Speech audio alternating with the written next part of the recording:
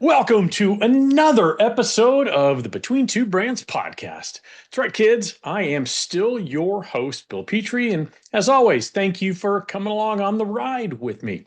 I think we have a pretty fun episode today. I really enjoyed the conversation with my guest. We'll get to that here in a minute. But first, you know what we got to do, right? Got to pay the rent. That's what we do. Hey, if you haven't noticed, there's been a ton of changes in the promotional products industry the past few years, heck, past 5, 6 years, from big distributor moves to supplier consolidation. Honestly, I have a hard time keeping up with all of it. And frankly, that's why I want to start the podcast today talking about something we don't discuss enough in our industry, and that is stability. Now, with all the changes that seem to happen on a regular basis, it's just important to talk about the companies that are established, stable, and strong. For over 90 years and 4 generations of family ownership, Shapenco has genuinely cared about the success of their clients. Now, that, my friends, is the absolute definition of stability. Now, another point, since they only sell through promotional products distributors, Shapenco is dedicated to doing more than just delivering quality merchandise at a fair price. They go the extra mile to ensure that every distributor project is a resounding success. It's the right way to do business, and that is how you continue to be stable and strong heading into the next 90 years. Bottom line, Shapenco has stood the test of time, the experience, the products, and the people. Absolutely the people, absolutely the best. Head over to shapenco.com to start your next project today. All right, waded into kind of a bear trap last week with a social media post that I discussed on the opening shot. So why not double down on that, kids? Okay, let me be clear here. I don't know how much more clear I can be. What I'm about to say has nothing to do with politics, has nothing to do with what I'm aligned with, what I'm not aligned with, has absolutely nothing to do with the left, the right, Republicans, or Democrats. Okay? I mean that. Okay. We got that out of the way. Let's fire forward, shall we? So, one of the things that I've noticed, and I think we all have noticed over the past, I don't know, I'm going to go ahead and say past year and a half or so, is there's been a very aggressive push by the current president, Donald Trump, to brand everything. Now, this shouldn't be a shock to anybody in his private sector life. He has been very, very aggressive in branding everything he does, whether it's casinos, golf courses, so on and so forth. He wants his name on everything. And on some level, I absolutely understand that. But here we are as he is the sitting president. And this is the first time this has really happened by a sitting president. Now, a lot of people would argue that, hey, he's not pushing for this. These are people who admire him, who are pushing forward these things. And on the surface, there's some truth to that, but there's also the truth that the president has appointed people that would do things he wants, as any president would, whether it's Biden or Carter or Reagan or Kennedy or anybody. So that's not different. What is different is now we have all these government entities that have a president's name on them. We have the Donald J. Trump Institute of Peace. We have the Trump and Kennedy Center. We have Trump class battleships, which were announced about 6 months ago. Trump coins for the America 250 celebration. The Federal Reserve is planning to add Donald Trump's signature to future paper currency. It's never happened before. You have TrumpRx.gov. You have the Trump passports, the special edition passports, the Trump National Park Pass. And something I noticed when I was in DC a few weeks ago for PPAI's LEAD is there are banners on so many federal buildings that have the picture of Donald Trump on them and whatever federal agency it is. And it just struck me as we've never seen anything like this before. And I want to know how you guys feel about the branding of supposedly very independent things like government agencies being branded by a specific president. And I want to be really clear here. So I hope when people decide to roast me on this, and I'm sure it's going to happen because I can't say anything without somebody roasting me one side or the other, is that I first of all, I don't like it. But here's my point. I would be saying I don't like it if it were Biden, if it were Reagan, if it were Kennedy, Eisenhower, I don't care. I don't like it. It's one thing after a president passes away or leaves office to have an airport named after that president, or a battleship. Those things happen, and I think those are good things, right? We want to honor the people who've led our nation. But when it feels driven by the sitting president, when it feels driven by an agenda, I just really don't like it. I mean, again, walking around DC and seeing all the banners, it really felt like something I would see in North Korea, quite honestly. And again, this isn't a shot at Trump. This is what he does. This is who he is. I just don't like it because when Trump leaves office, when he leaves office, whenever that is, you know that the next president, if they're on the other side, is going to take all that down. So now it's just going to become this weird pendulum swing of we're going to take it down, we're going to put it up, we're going to take it down. So, like I said, I don't like it for a couple of reasons. One, it does feel like something we'd see in a dictatorship. I don't like that. I'm not suggesting that Donald Trump is a dictator. I'm just saying the look and feel, putting yourself on a coin, putting yourself signing your name on paper currency, again, never been done before, and having those banners all over the nation's capital, that just doesn't feel very American to me. It feels temporary, like I said, because it's going to be removed, probably a lot of it. And again, some of it maybe should be removed, some should. That's for other people to decide. This is not a political thing. This is just it's a weird branding thing. I never thought our federal government would be branded like this. I thought being the United States of America was enough branding. And the last thing, honestly, it feels really cheap and tacky. I don't like it. It just feels weird.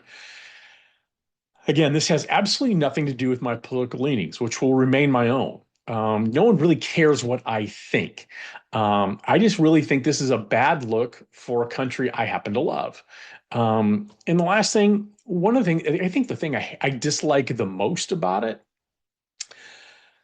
to me, the office of the presidency has been just that. It's been about the office, more about the office than the person who occupies that office.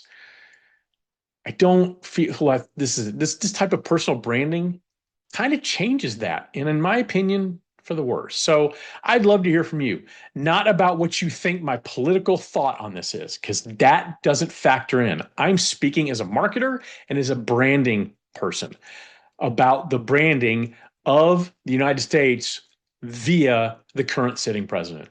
So I'd love to hear from you about that. If you do, please be respectful. Again, I'm not looking to pick a fight here. I just think it's a bad look for our country. It's that simple.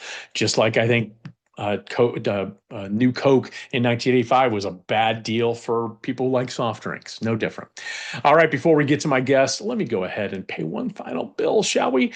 Many people know how to build a business, but few understand not only when to sell that business, but the process involved to ensure that you find the right partner to maximize the return on your investment. Now, honestly, this is where you need an expert, especially a promotional products industry expert.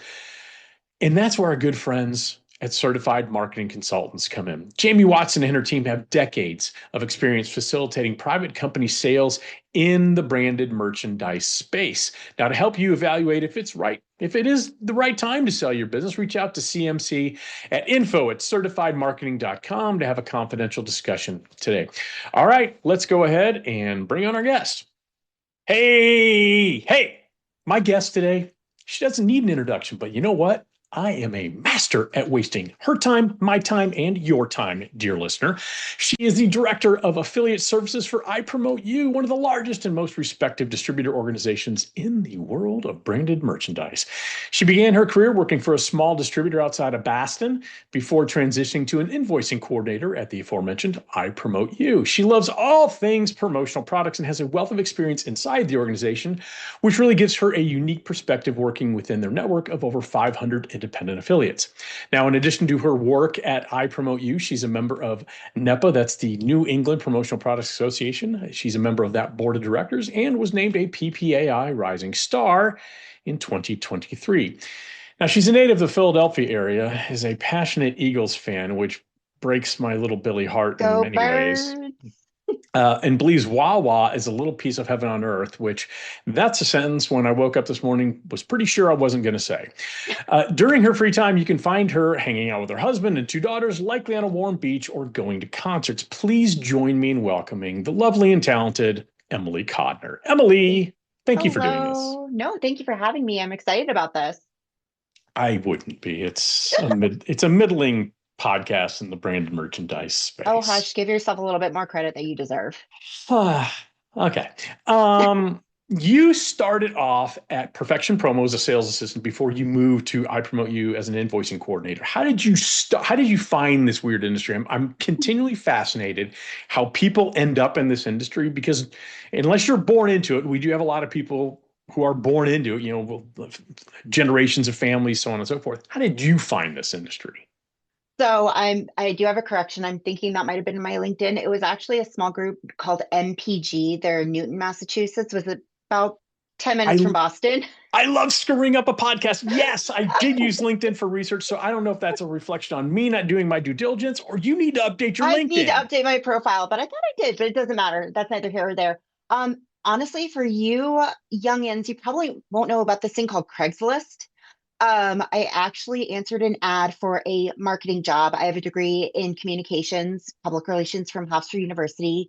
And I was like, oh, I can handle this. Marketing promo sounds right up my alley. It Awesome. wasn't until I sat down for my training and I'm being told, on this cup, there's two colors. So this is a run charge and this is this. That I was like, maybe I don't think this is what I thought it was.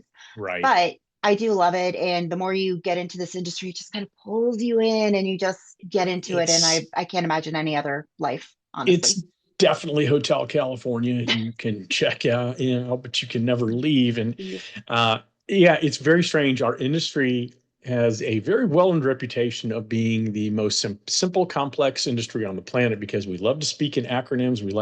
And we expect everybody new to learn by osmosis. Hmm. And it's amazing. After somebody's here for a week, you assume they know what they're doing, and they don't. Yeah. So why did you leave and go to I Promote You? What made you do that? So not a choice of my own, not a choice of my employers. It was 2008. The economy Yeah. crashed and they, again, small distributor didn't know what the future held for them. And, I was last hired, first fired. So Yeah. thankfully, my employer at the time had a buddy who worked at I Promote You. So I came in for an Nice. interview and they were like, you want the job? Yes, please. I would love the job. Considering I'm 20 some odd years old and out of college and, I have bills to pay, rent, all that fun stuff Absolutely. that you have to do when you adult. Absolutely. Yeah. I've been laid off. I've been downsized and so on and so forth. When I left Halo right in 2008, and I would love to say, boy, they just couldn't afford me. I always like to say they just invited me to pursue career excellence elsewhere. And it was an offer I literally couldn't refuse as they escorted me to the door. How did you go from an invoicing coordinator, right? Mhm. And I promote you. And now you're the director of affiliate services. I mean, that's an interesting trajectory.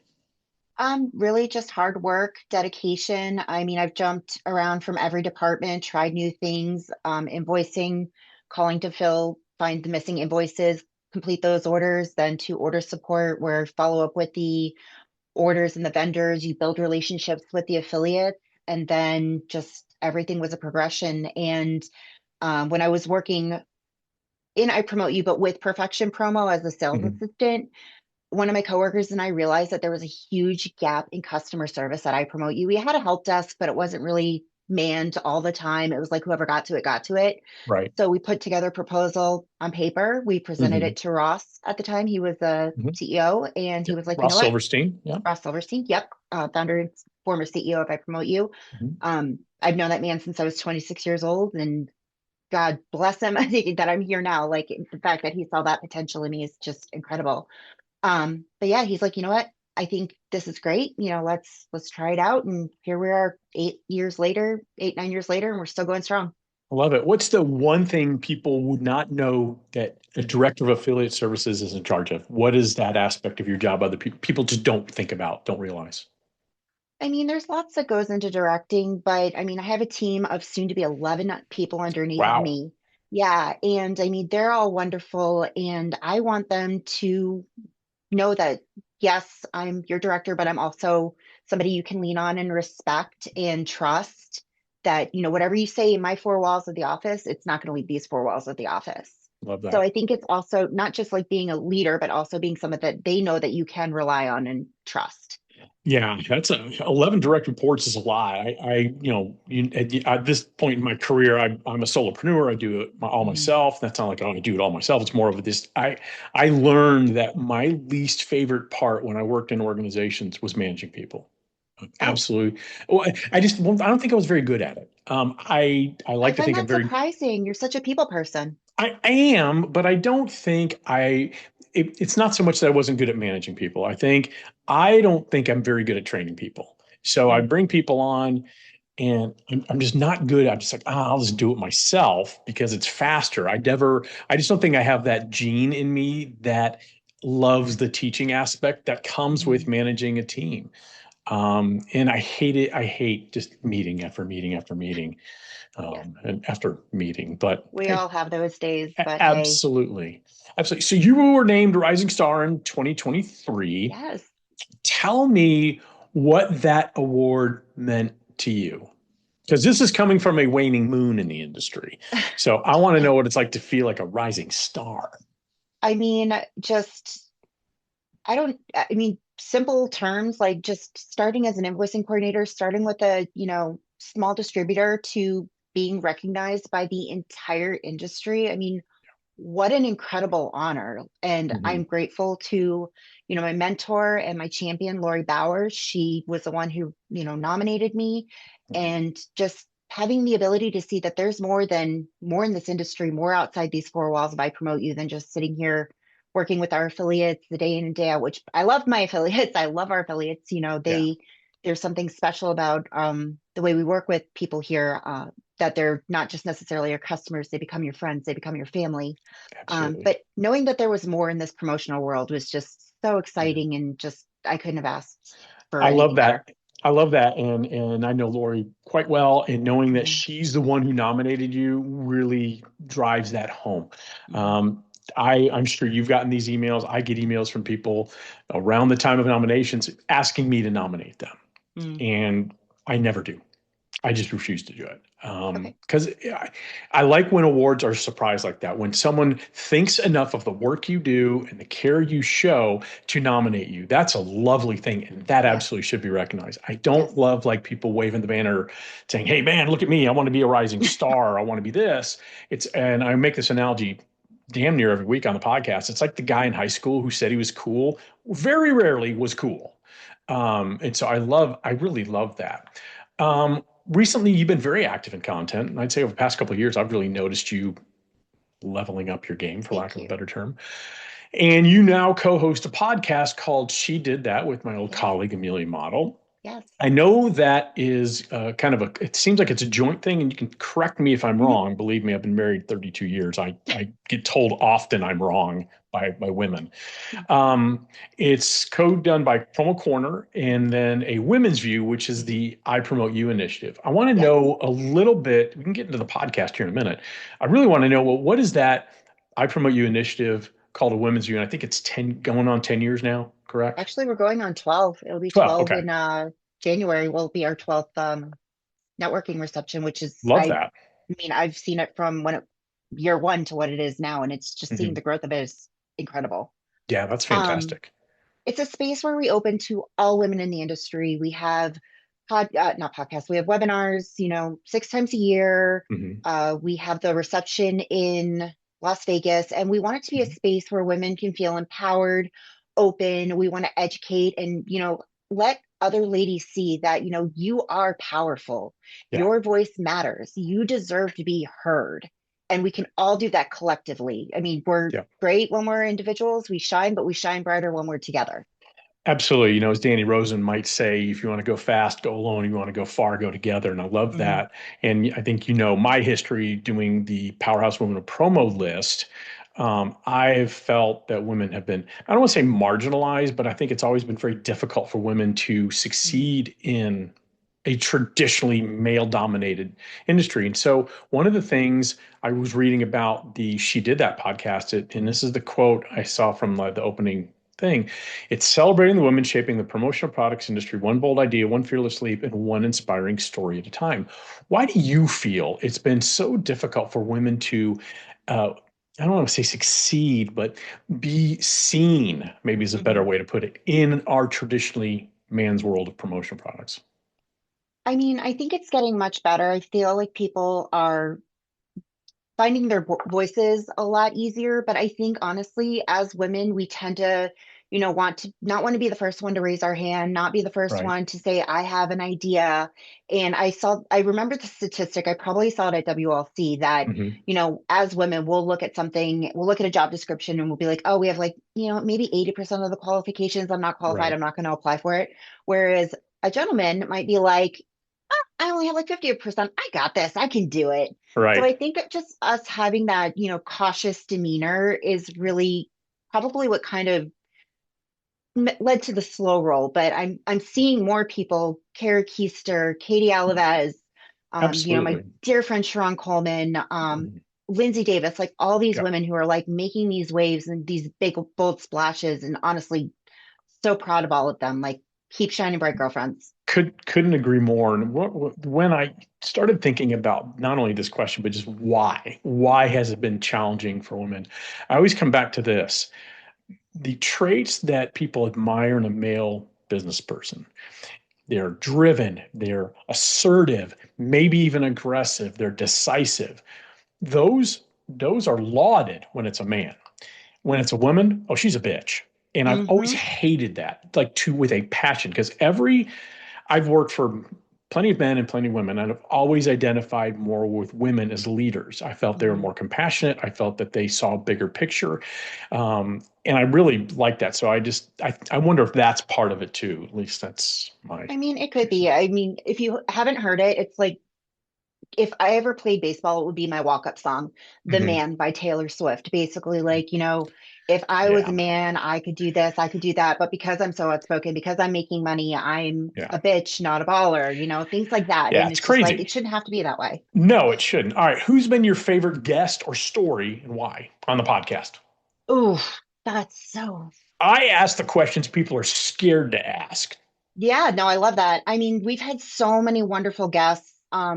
I mean, the one that has been out so far is probably the one with the Women's Visionary Awards. That Mhm. one really, really resonated with me.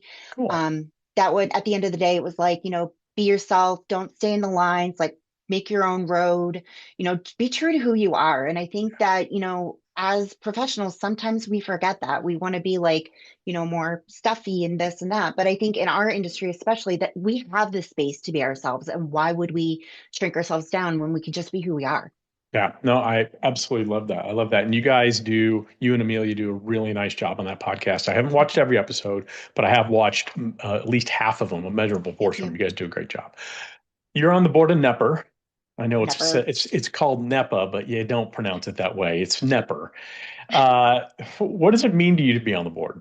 Why take time out of your busy schedule? You got young kids, you're a Yeah. busy executive at iPROMOTEu. Why take time out to serve on a regional board?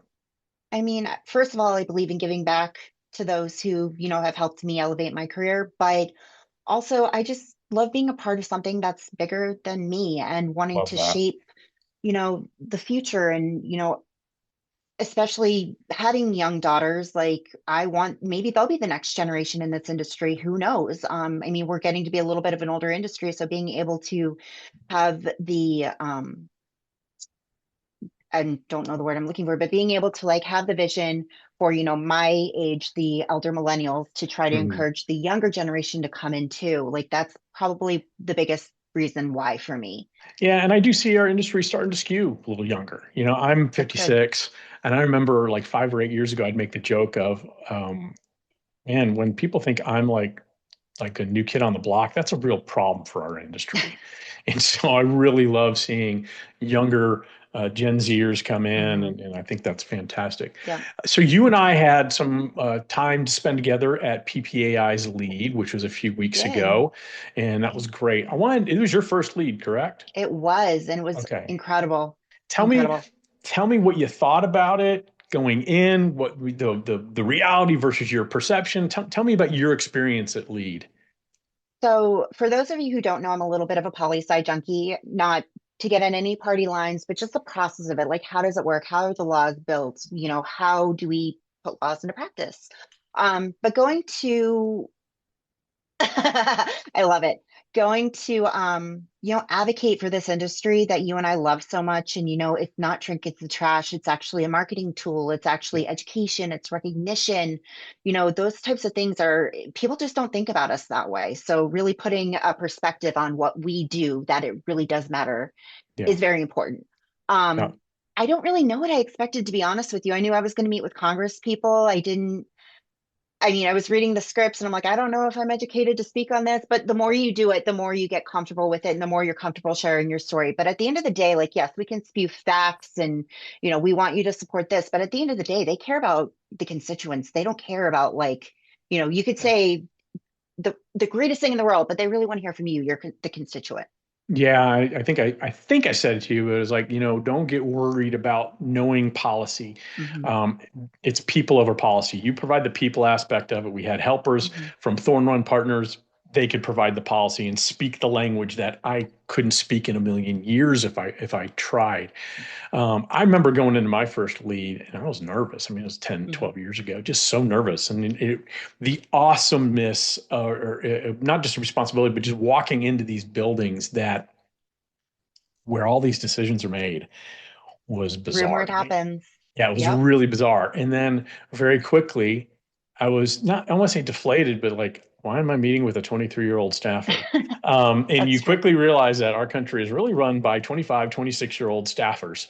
Not in a bad way, by the way. These are some of the Nope. most brightest, most intelligent people you'll meet, regardless if you're Republican or Democrat or somewhere in the Hmm. middle. And it was really, really amazing. And the reason Emily was laughing earlier, I specifically wore a T-shirt today. If you're not watching, if you're listening on the podcast client of your choosing. I'm wearing I'm Just a Bill shirt from the Schoolhouse Rock series when I was a young boy. So I We need love more of that. that. We need more Schoolhouse Rock now. We do. All right. Last thing I have, and then anything you want to talk about. My understanding is you're obsessed with Hanson, the Yes, band. I am. I am. Since So 1997. I have a question, if you don't mind asking a question. Not at all. Why? I don't know. You're 12 years old. You hear this song on the radio. You see those. I know people said they thought they look like girls, but you see them and they're like really cute. And, you just kind of get in that fangirl phase when you're 12. I saw I get it. them live in concert they were recording one of their music videos and then just seeing them in person, like seeing them perform, I was hooked. Yeah. And it's funny, my oldest, Penelope, Mhm. um, they have a song called Penny and Me. We didn't name her Penelope because of the song, Uh-huh. but Sure. Of we course you really didn't. didn't. Well, she was going to be Olivia or Penelope, but Olivia was like the number one name that year, and we're like, no, Oh, we don't want you to have five Olivias in your class. But anyway, gotcha.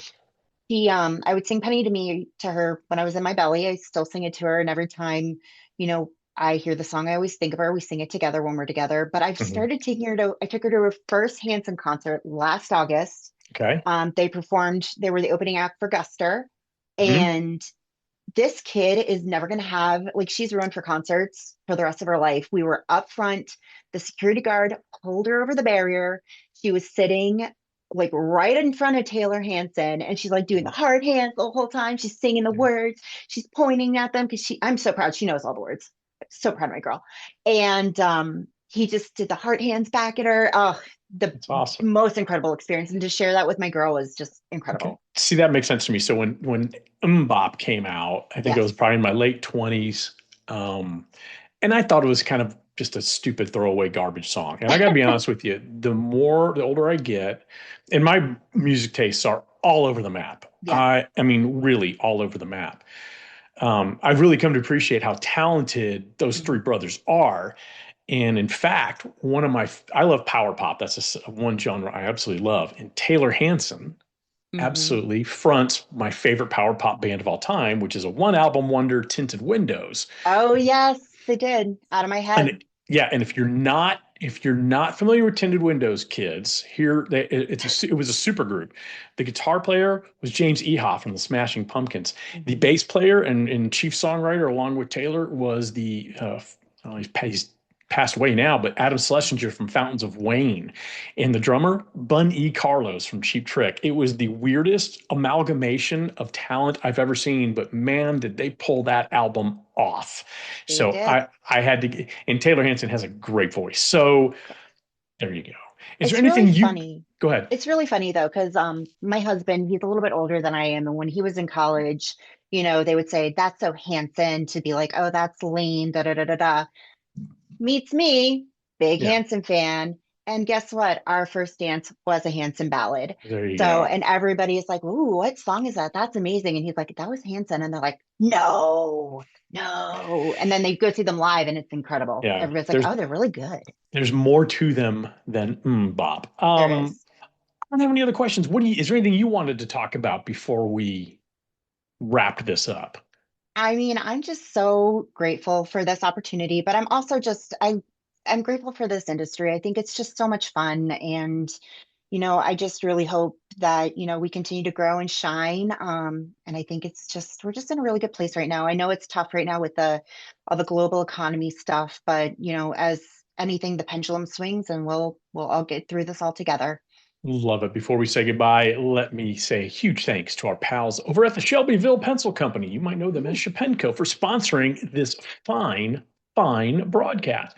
For 90 years and four generations of family ownership, they have defined stability by caring about the success of their distributor partners. Head over to shapenco.com to start your next writing instrument project today. Emily, I can't thank you enough for taking the time to do this, and we'll do it again sometime. absolutely. I would love to.